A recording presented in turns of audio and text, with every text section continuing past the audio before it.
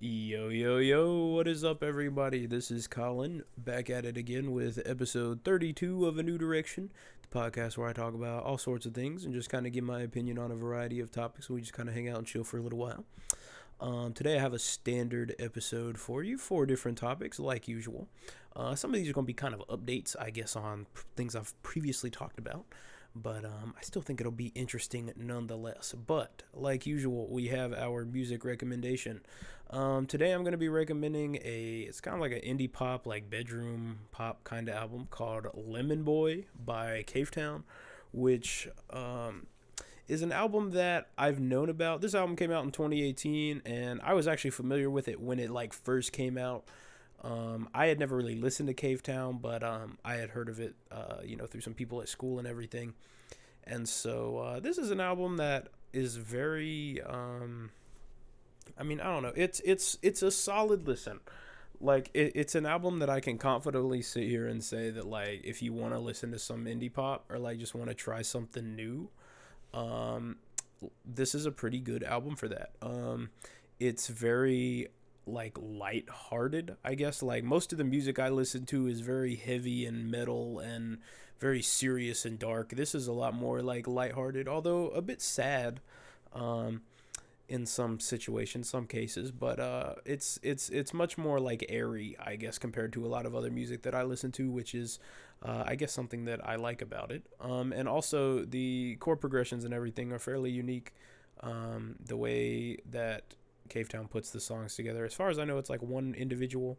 It's a single individual who records all the music and everything for this. So um, he does a very good job arranging everything and making sure that it all comes together cohesively. And so yeah, overall, I mean, this is an album like it's nothing to necessarily like write home about.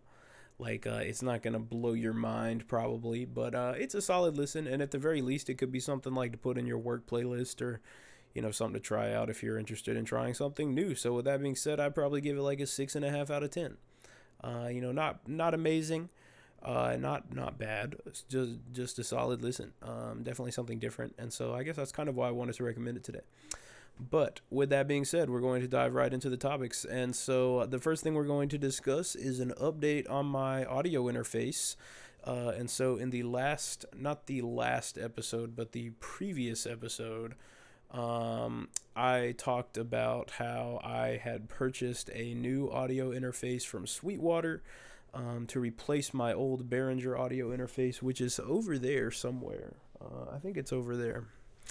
But yeah, so I've got it set up. I've had my impressions with it, and so I guess I kind of thought I would give my honest thoughts about it, and I guess kind of explain what its purpose is a little more in depth and why in particular I like this one, some things I don't like, and yeah, just kind of give my overall thoughts. So to catch any of y'all up to speed, I had a Behringer UMC22 audio interface, which an audio interface is like a piece of audio hardware that enables you to pretty much route the outputs of your audio, and it also allows you to use like condenser microphones, so you can use XLR, which is a larger style plug. It's different from USB, obviously.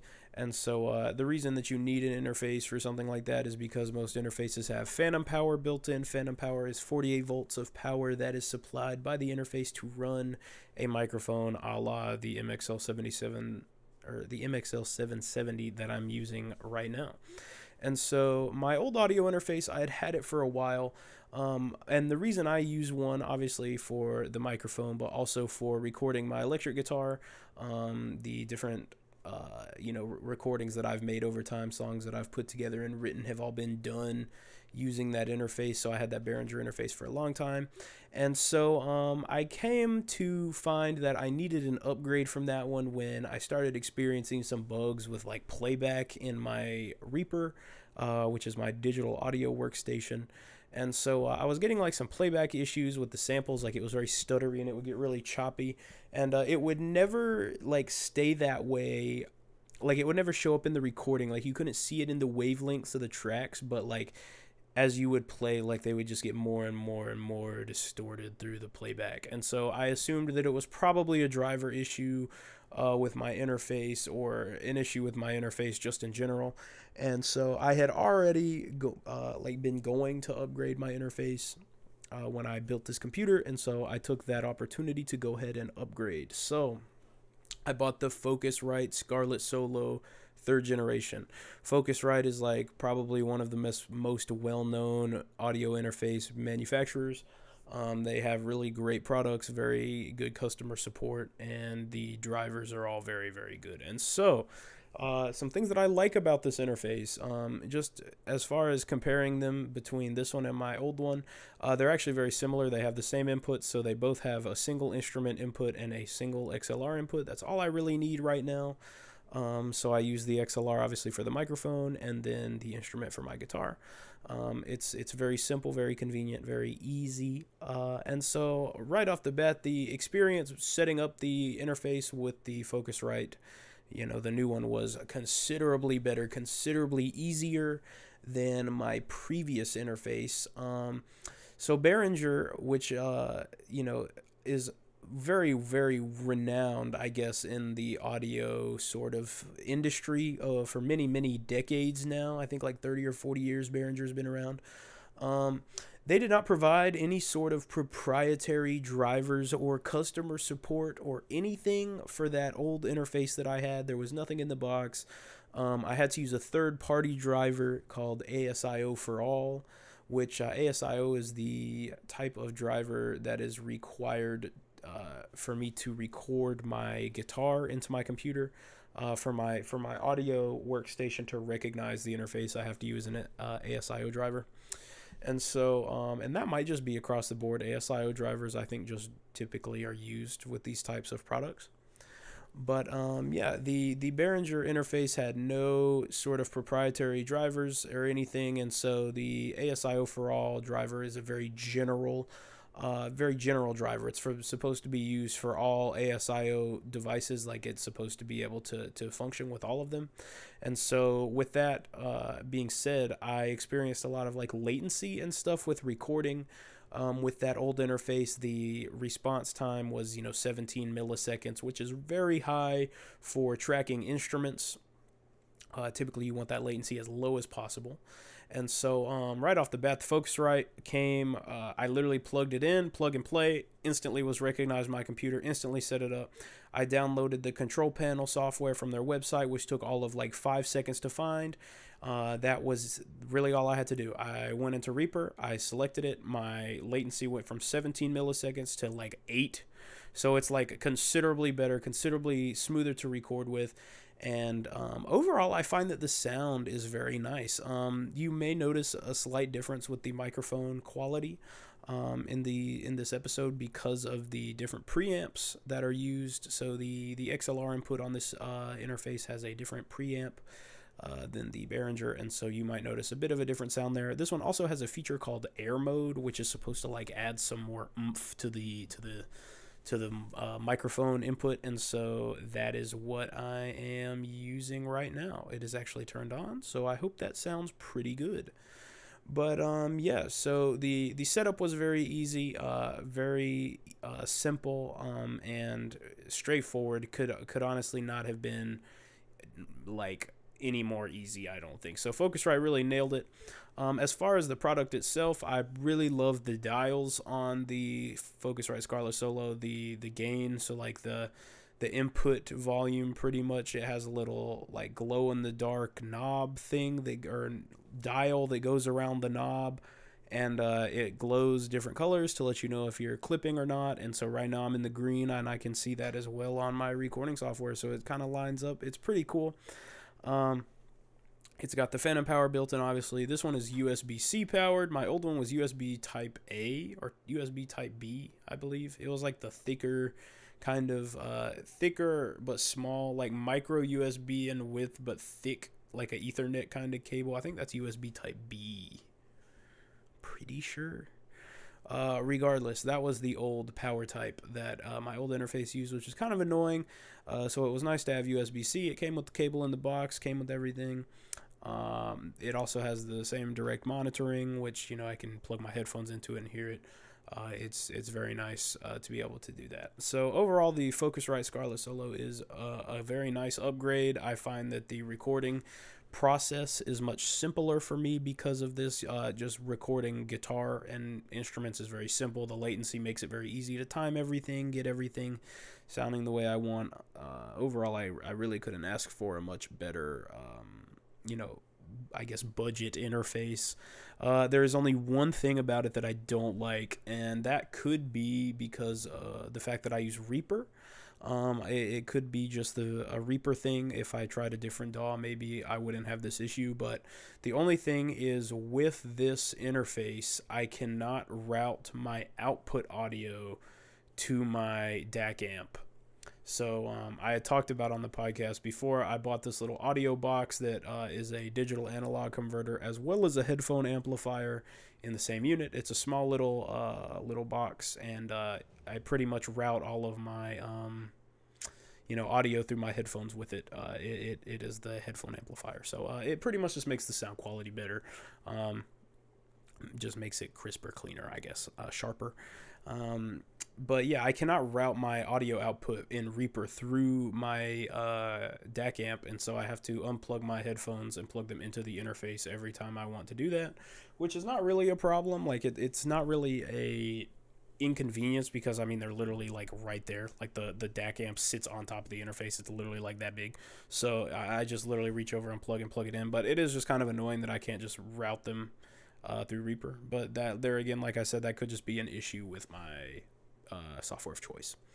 But yeah, overall, I would highly recommend the Focusrite Scarlett Solo to anybody who is trying to record music on a budget or is just getting into it. It is a very good product. The best, I would say, on the market. I definitely prefer it to the Behringer that I had. However, I've never tried like any of the universal USB interfaces or any of the other options really, other than like I've never tried PreSonus, the audio box, different things that they offer, but they have a variety of options. But in my opinion, I think this is probably the best one you can get for the price.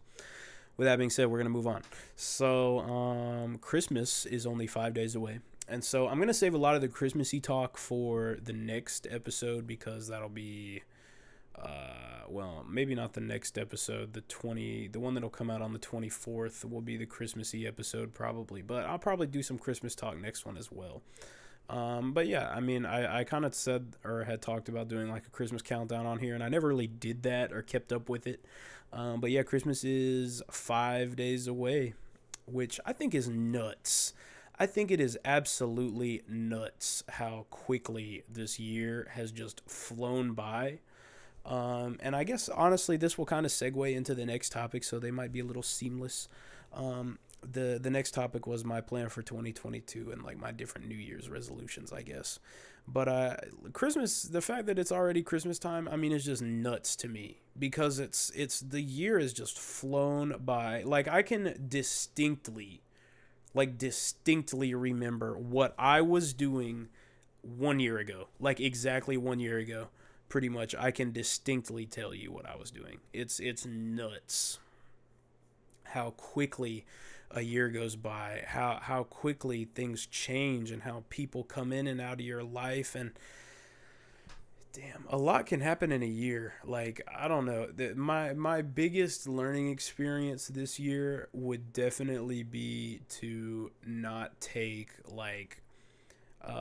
not take things for granted. Like, a lot of people, I feel, take for granted, their friends, their family, the people that they get to interact with and be around, their jobs, that kind of stuff. And this year has really shown me that a lot of things can change, just flip of a switch. Like, you can have everything planned up and, going exactly how you want it to, and, feel like everything's perfect, and then life can throw you a curveball, like, out of nowhere.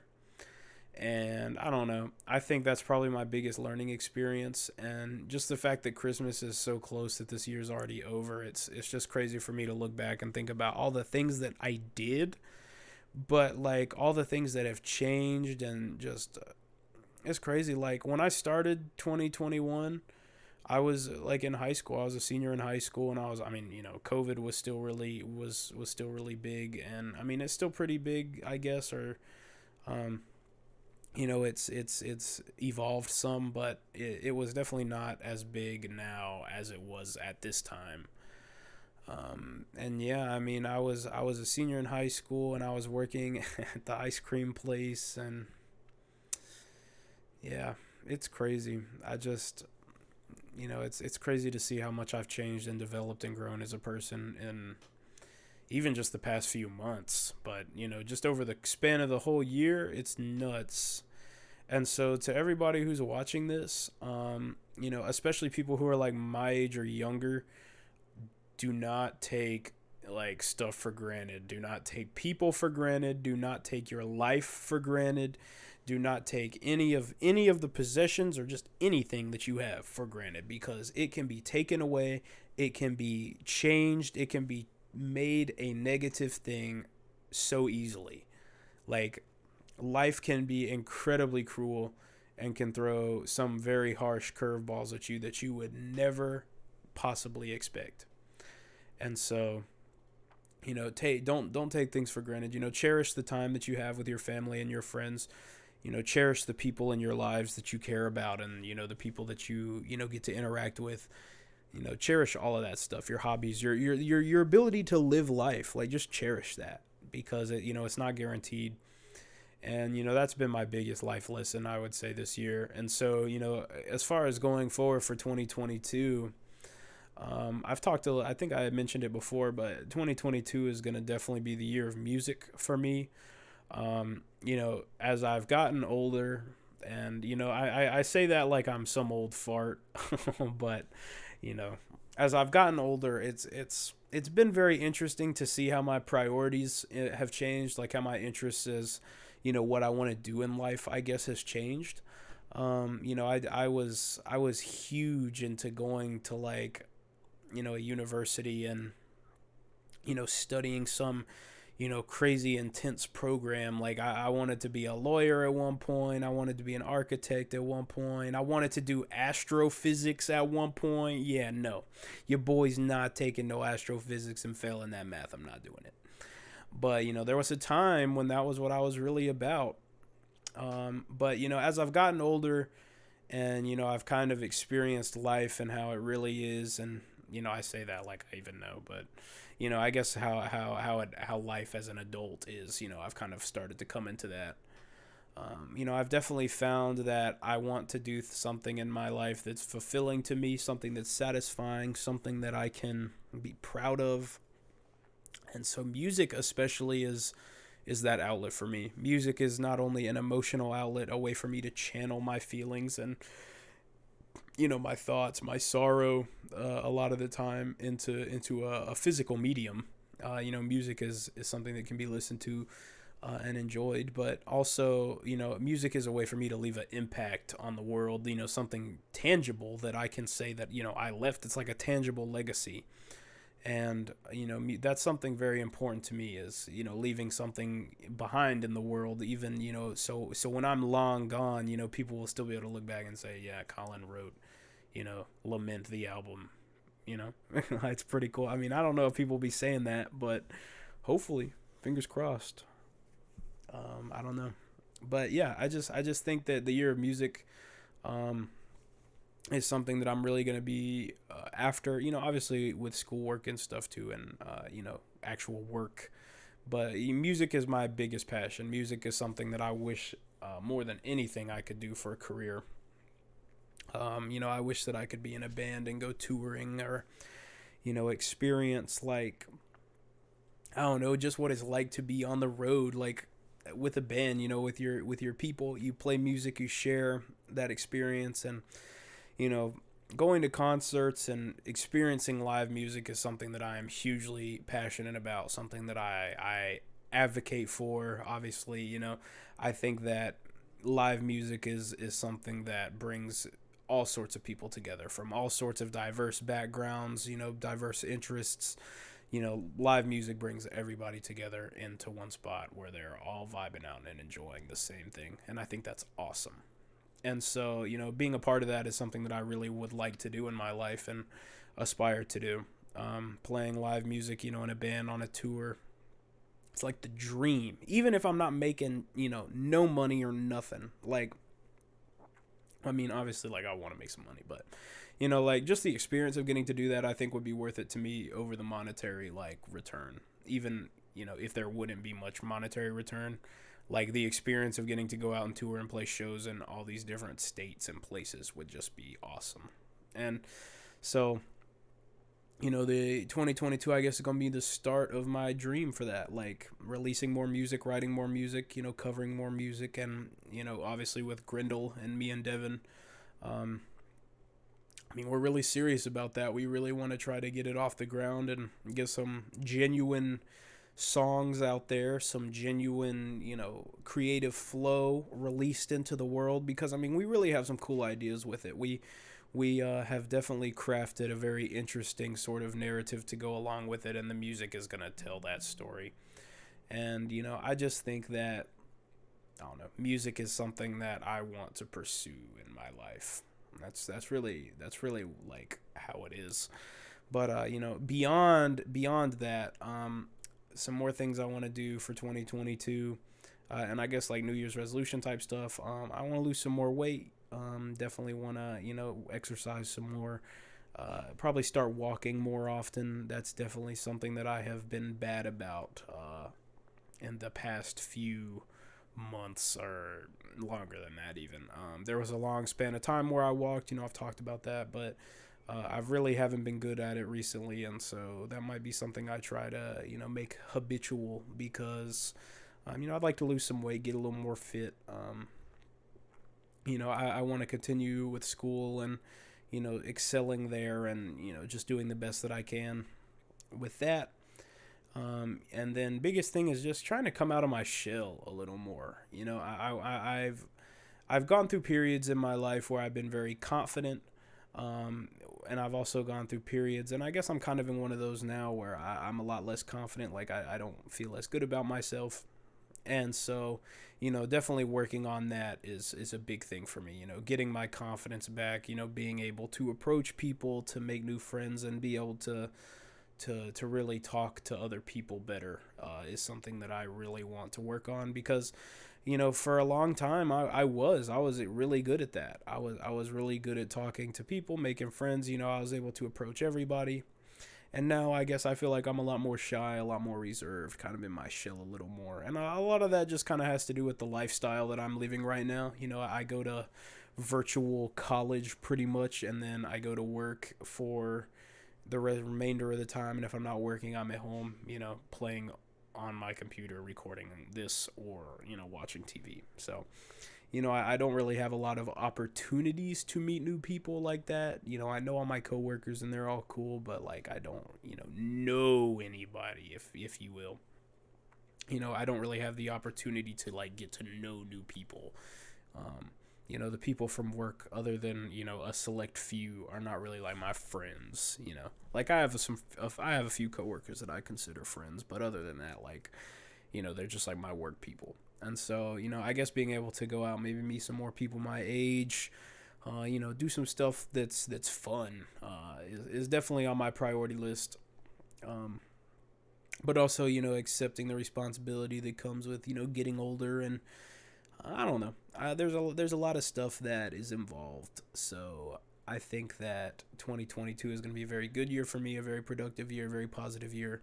That's the plan. I definitely want to continue, bringing positive energy. I want to continue with the podcast, of course. I just want to spread more positivity and be more positive myself. And so I guess that would really just kind of covers everything.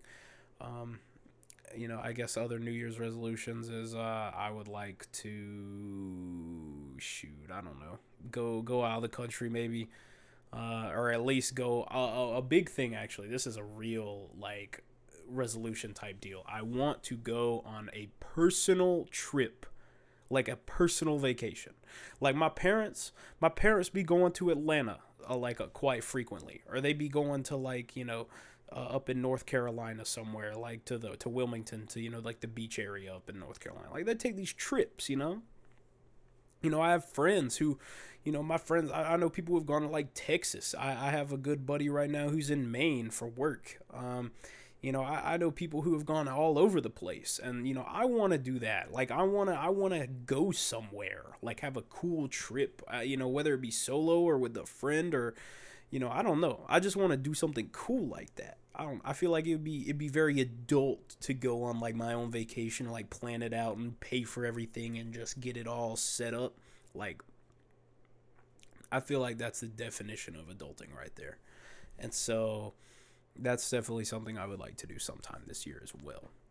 That kind of came to me, but that's something I've been like me and Devin had planned up a trip like way back, like back in like August. we were gonna go to like Charleston, and that kind of fell through. But maybe we could do that again. But yeah, I don't know. That kind of covers everything as far as 2022 and my resolutions. I don't really think I have too much more I can say about that. Um, as far as the final topic here, this is just a little bit more of an expansion on my previous episode like this. This is going to be my updated thoughts about Battlefield 2042 now that I have had a lot more, I guess, playtime. I've had more time to really get in depth with the game and explore the mechanics and play it. And overall, I would say that in general, I feel like it gets a bad rap that's kind of unwarranted.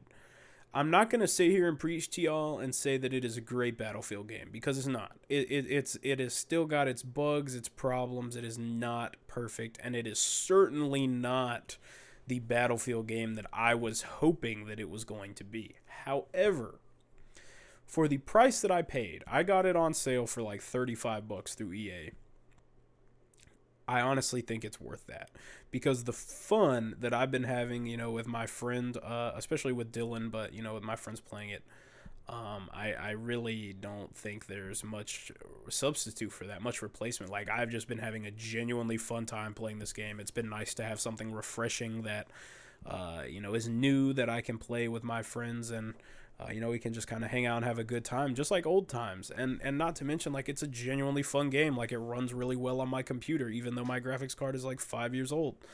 It looks really pretty. The gunplay, the weapons are very weighty, and the sound design is just perfectly, paired with that. So like the gunplay is fantastic. The sniping, especially, that's like all I've been doing. The sniping is fantastic. Like, it is literally probably the best sniper gameplay of any Battlefield game that I, have really played. And I played Battlefield 3, I played Bad Company 2, I played Battlefield 4, I played Battlefield 1, I played all those games, but I just think that I enjoy the sniping in this one the most. Something just about it, and the way the hit markers and the sound design and everything is just so satisfying. There's something about it. I don't know. But that's not to say it's a perfect game. There's still a lot of bugs and glitches that need to be ironed out. Content-wise, it is definitely not a very full game. There's not a lot of weapons to choose from in the base game. There's not a lot of maps and the game modes. There's only like Conquest and Breakthrough. Breakthrough is all I've been playing. Conquest is fun, don't get me wrong. Breakthrough's where it's at. Breakthrough is where you can farm kills, you can farm XP, you can literally do whatever you want and play however you want and always be guaranteed to have a good time, because there is a swarm of enemies everywhere going after the objective. So Breakthrough, highly enjoy that one. The 128 players is something I've seen people been talking about, saying it might have been like a mistake. I have yet to play the 64 player versions, but I really don't think that 128 players is a problem. Like, the amount of people and the map sizes are huge, and like there's a lot of different capture points, so the action is very spread out, but like there are so many people in the game, there's like action everywhere. So like I never feel like I'm just running somewhere forever only to just get murdered, because like I don't know, I feel like it's easy to kind of get into the game and to get into fights and to find combat and not get bored. I don't know. Now, with that being said, there are some things that I'm not fond of. The specialist system, it's okay. I've been grinding out this one guy like crazy, Casper. He's like the recon. He's got the drone and everything. I've been grinding him out like crazy. I almost have him like fully mastered out, like master level 40 almost. And I'm only level like 30. I think I'm level 28, 29. Like I'm not very high level yet, but the specialist thing is kind of hit or miss. Like there are ones that are really viable, and then there's ones I feel like you're never gonna use, which is kind of can be said for any specialist game. Well, I mean, I guess not like a hero shooter like Overwatch. Like there's a reason to play all the characters, but like Call of Duty, like most of the time you're just gonna pick like a specialist and roll with them. That's kind of how this game is. I don't necessarily like how they have really destroyed the fundamentals of Battlefield with the assault, recon, engineer, and support. Like they have just completely done away with that. Like you can use whatever weapon you want with any class, whatever gadget you want with any class, pretty much. It's a lot different than I am used to, but it's also something I kind of enjoy because, like, as a sniper, somebody who really appreciates those sniping engagements, I can still carry like a rocket launcher with me to blow up helicopters and tanks and stuff because they're gonna come after me. So I don't know. I kind of also like it. It's kind of like a blessing and a curse at the same time. But I don't really know. I don't really know what much more to really say about it because it's really a game like you either are gonna like it or you're not. And I'm a Battlefield veteran. I mean, I've been playing Battlefield for many years, and I bought it, I play it, and I enjoy it. And I don't even play it for the portal mode. A lot of people say the portal mode was going to be what was going to keep it alive, where you could go back and play like the remastered versions of old games and stuff. But nah, I literally haven't played it since I bought it. Like, me and Dylan messed around in portal mode for like a day, and then the rest of it's been all base game. Like, I love the base game. As far as just the playing experience, like, it's a lot of fun, and it's plenty of enjoyment for me. The portal mode will definitely be something I'll have to check out, but honestly, I think the base game is great. As far as just like a fun experience to have with friends. You really can't go too wrong with this one. But I mean, yeah, with that being said, that pretty much wraps up this episode. I'm glad that I was able to sit here and offer some insight about these things, and I hope that this video finds you all in a positive place, a positive mindset. And if not, just know that you are stronger than your circumstances. You are going to get through it, and it is almost a new year, so you can leave all of this shit in the past, which is what I need to do for sure. But yeah, I hope you all enjoyed this episode. And I've got some new content coming. I meant to mention with my interface topic that I was going to have some covers and stuff. I have a cover that I recorded last night that I might post on YouTube. So we'll see. I might. It'll be on like an off day, like Tuesday, Thursday, or the weekend. So we'll see. I got to get the video recorded. But there'll be covers, and then that guitar review will also probably be coming as well. But yeah, with that being said, this has been episode 32 of A New Direction. I have been Colin. I hope you all enjoyed. Stay chill. Please leave a like, comment, subscribe, hit the bell icon, everything that I have to say as a YouTuber. But yeah, I hope you all enjoyed this episode. And with that being said, I will see y'all next time. Peace.